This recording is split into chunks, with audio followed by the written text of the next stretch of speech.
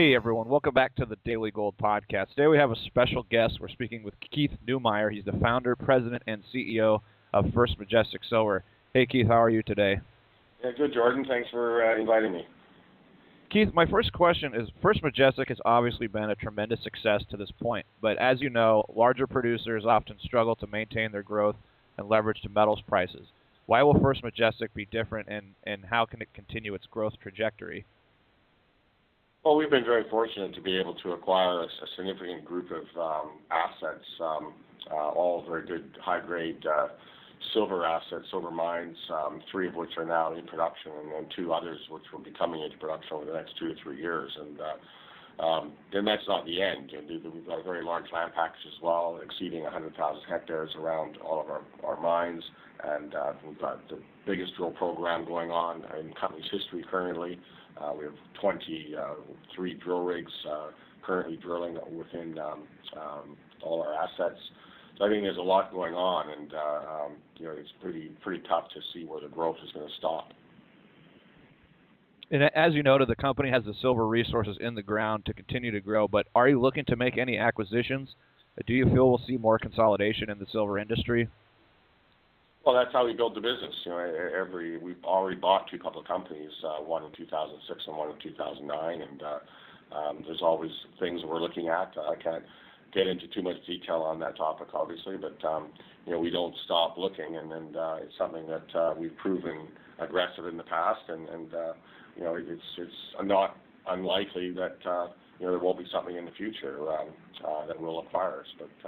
It has to fit. It has to be the right asset, and I can tell you there's not too many really exciting silver assets out there that we're that interested in.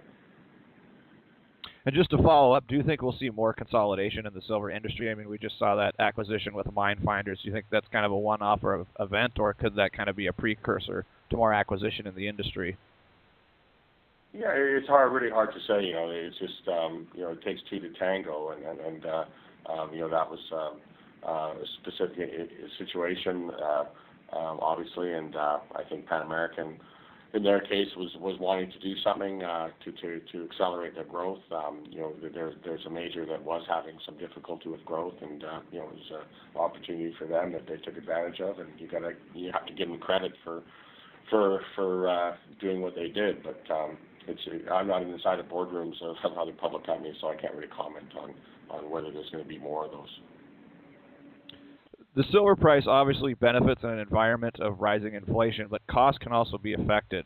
So how or what does First Majestic have to do to mitigate any future cost pressures?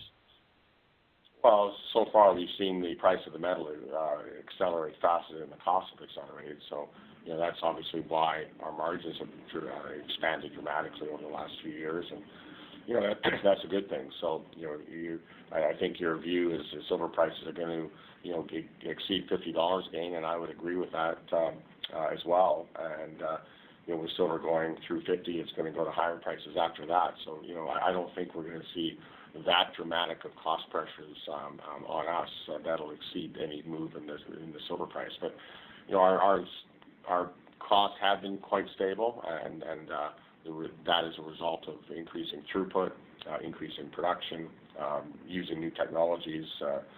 More efficiencies in our mills and more efficiencies in our mining operations and so on. So we're quite proud of being able to keep our costs, pretty stable. But as I said, I think silver prices are going to exceed much more quickly than our costs would ever increase. And what do you tell investors who are worried about the violence in Mexico? It is a major concern for investors, yet it hasn't seemed to negatively impact any companies to this point. Well, I think it has negatively impacted companies.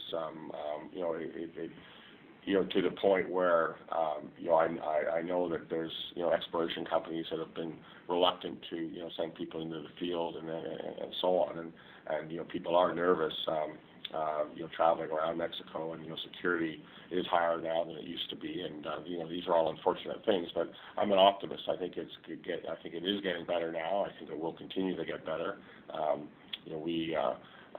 We've been fortunate not to have direct impact of any violence, but it's something that we have to, always have in the back of our mind when we're operating in Mexico and other places around the world as well. You're dealing in a country that's being wealthified, and it's a great thing to witness. These small towns, who were ghost towns 10 years ago, are now bustling little communities that are relying on these mines, and it's creating this wealth effect. That unfortunately, the negative side of that is there is now extra money to buy drugs and to do things that young people do when they have extra money in their pockets, and that's just I think that's can be expected to some degree, but over time these things do change, and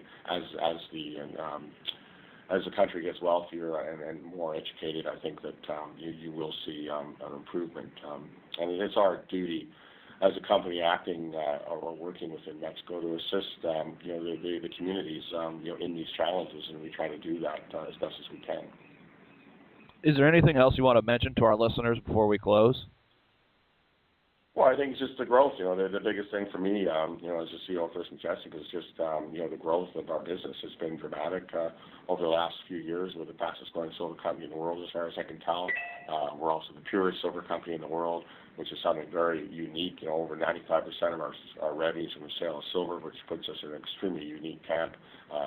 So if there's people out there looking to invest in a silver company, in a mining company that's focused on silver, and then obviously First Majestic, I think, makes more sense than most any others out there. Well, Keith, congratulations on all your success, and we look forward to the future success of First Majestic Silver. Thank you so much for taking the time to talk to us today. I and my listeners really appreciate it. Well, thanks, Jordan. I appreciate the opportunity.